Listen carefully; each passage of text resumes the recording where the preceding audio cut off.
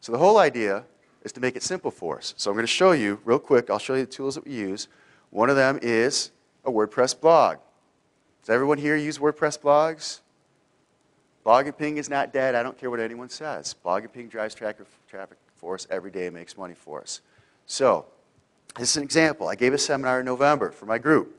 At the seminar, I was at Costco. I saw a camera when I was checking out, and it said YouTube capture mode. I thought, well, that's interesting. I grabbed the camera. Went to my seminar. At the seminar, at the beginning of the seminar, literally, you can't see the video, but in the background, you see like this. It's a seminar. I had one of my guys grab the camera that I just bought for $200 at Costco. He walked up to the front of the room. I spoke into the microphone for 32 seconds. And I talked about how great the camera was that he was holding. I said, this is a new camera. It's a Casio EXZ 1080 camera. It's fantastic. You need to buy it. I was doing a case study for my people, real live time at the seminar. We built this blog for the seminar, start to finish, including an ad server network, less than 30 minutes. We took the video that we made, 32 seconds video. My guy ran to the back of the room, had it up to YouTube within 2 minutes. 2 minutes. So it took about 2.5 minutes at that point. I spoke for 32 seconds. It took him 2 minutes to get it up to YouTube. Once he got it to YouTube, he posted it to my blog. And that's when we got to work driving traffic. I'll show you specifically how we got the traffic later.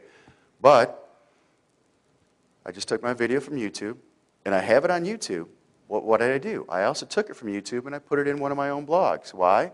The search engines don't know what the video is about until you tell them what it's about. So if it's on YouTube, they know it's a YouTube video. But it was about a camera that was called a Casio EXZ 1080, and this happens to be a website about digital cameras, digitalcamerareviewsblog.com. There's a nice header. My guys show you how to make headers real quick. It takes only a couple minutes to make a nice looking header. You don't want your website to look like the standard WordPress. Does everyone know what a standard WordPress theme looks like? Do you feel proud if that's the one that you have on your website? People see it, they think being pretty isn't what it's all about when it comes to websites, but still the search engines too. If the search engine visits the website, and they do have humans that review these websites occasionally, if they come to it and they see the standard WordPress theme that's the ugliest theme you've ever seen, and they know that you couldn't even take 5 minutes out of your day to at least tweak the theme a little bit, they're going to be biased against you and say, well, this guy's just spamming the search engines. So we make it look pretty, as I call it. We take photographs of cameras, and we put it in the headers, and we change it around, and we put ads through it. And we put our videos on there. So like I said, it took us about 2.5 minutes. We put this video up on my website. We built the website in about 30 minutes, and then we started promoting it. Within 24 hours. So at the beginning of my seminar, first thing in the morning, we took a 32-second video. 2 minutes later, had it on YouTube. 24 hours, less than 24 hours later, for the camera, Casio XLM Z1080 digital camera, brand new camera. There's 10, 20,000, not a lot, but there's some results out there. We had what? Number 1 position, number 2 position, and number 4 position. So actually, we had something like 6 out of the top 10 positions on Google for that camera model within the first 24 hours. And I did this live real time for the people. Why does it matter? Well, these types of terms like Casio XLM EXZ 1080, when you're searching for that, what are you looking to do? You're looking to buy. Everyone understands that, right? It's a buying keyword phrase. You're not just looking for a digital camera. You are looking for a specific model of camera. And if you're looking for a specific model of camera, the Casio XLM EXZ 1080, hopefully you click my link and I sell it to you. But if you're looking for a specific term like Casio XLM EXZ 1080, you want to buy. So that's why you want to use specific keywords. So now when someone goes to the Google and does a search for this particular camera, they probably saw the Digital Photography magazine. And they saw a great review about the Casio XLM Z1080. I know when I get my magazines at home, I go to the website to do my searches for it. And I don't just type in digital camera. I just saw Digital Photography magazine gave this Casio camera a 5-star rating out of 5. And I like Digital Photography magazine because I spend $12 a year for my subscription.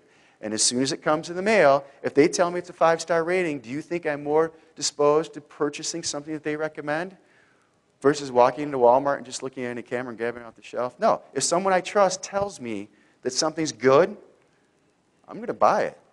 That's what social media and social networking is all about. I saw a study recently that said that people that belong to social networking sites, even if they've never met you before, have never seen your picture, never met your children, never shook your hands, looked you eye to eye, they are significantly more likely to trust you and what you tell them is good than a trusted news source such as USA Today.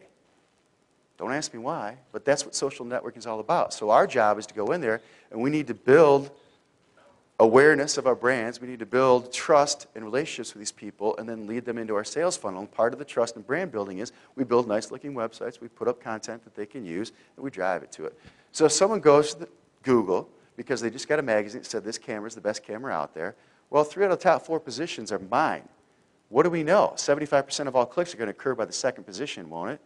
Correct? 75% chance they're going to click my link. Now, granted, it's a YouTube link, but I already showed you guys. Even if they click this link here, they'll go over to YouTube, and in that video or on YouTube, it's going to drive them where I want to drive them. Does everyone understand that? So a question I had at my own conference is, well, why do you care if these rank high? Why do I care? Because I showed you when they click on them, I optimized YouTube, Facebook, and MySpace pages to drive them wherever it is I want to drive them. So that's why I care that these things show up in Google.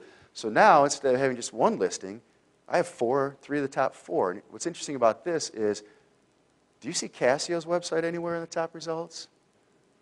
Don't you think Casio, who had built the camera, should be ranking high for it? You would think. They're not even in the top 5. I am. Amazon's number 3, though, so that's cool. They're up there.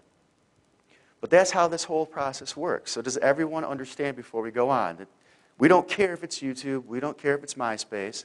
As long as we design our sales funnel correctly, it'll all lead to where we want them to go. I will tell you right now that the digital video that they made for this camera, I think he threw that up on my Underground Confessions blog. And he forgot to put a watermark in it that said digitalcamerareviews.com. Which means it doesn't lead to my Digital Camera Reviews blog now, does it? So I told you we make mistakes too. So my guy, when he filmed it at the site, he runs back, throws it up on YouTube. I said, great, what account did you put it in? Well, I put it in Jeff Johnson's video account. Well, that doesn't do me a lot of good. Doesn't matter, though. We're just trying to make a point that this stuff works. Let me go back to where I was.